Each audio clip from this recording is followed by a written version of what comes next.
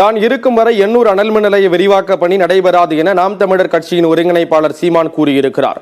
சென்னை எண்ணூரில் நடைபெற்ற அனல் மின் நிலைய விரிவாக்க பணிகள் தொடர்பான கருத்து கேட்பு கூட்டத்தில் பங்கேற்ற பின் நியூஸ் 18 தொலைக்காட்சிக்கு சீமான் அளித்த சிறப்பு பேட்டியை பார்க்கலாம். ஏற்கனவே மாசு அதிகமாக பாதிக்கக்கூடிய இடத்துல மீண்டும் ஒரு மின் அலகு திறக்கப்படுது. இதை நீங்க எப்படி பாக்குறீங்க? நீங்க சொல்றதான் நீங்க சொல்றீங்கல்ல, மாசு அதிகமா இருக்குதுன்னு. அது கருத்து கேட்கறது யாரு தெரியுங்களா? மாசு கட்டுப்பாட்டு வாரியம். அதுக்கு தான் அங்க தட்டுப்பாடா இருக்குது.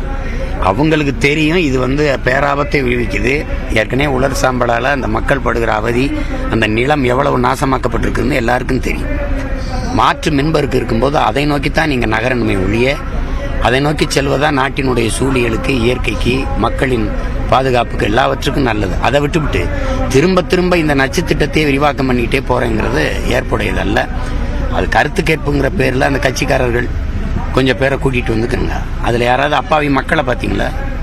யாராவது பெண்கள் கருத்து சொல்றாங்களா? அந்த அந்த அனல் மின் உற்பத்தி நிலையத்துக்கு அருகில குடியிருக்கிற மக்களின் கருத்தை இங்க பதிவு செய்யப்படுதா? இப்போ வளர்ச்சி திட்டங்களுக்கு எதிராக நாம் தமிழர் மின்சாரம் தேவை.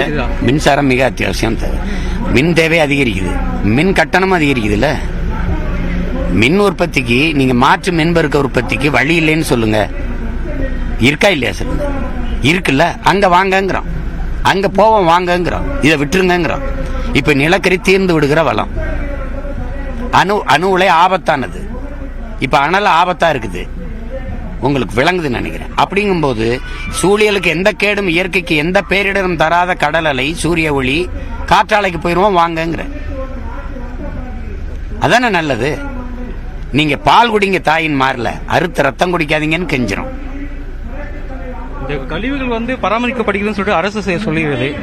எங்க வச்சு பராமரிக்கிறீங்க? எங்க வச்சு பராமரிக்கிறீங்க?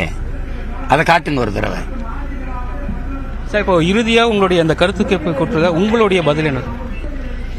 இந்த அனல் மின் நிலை இதெல்லாம் விட்டுட்டு நீங்க மாற்று மின்பெருக்க திட்டத்துக்கு வாங்கங்கிறது எங்களுடைய கோரிக்கை.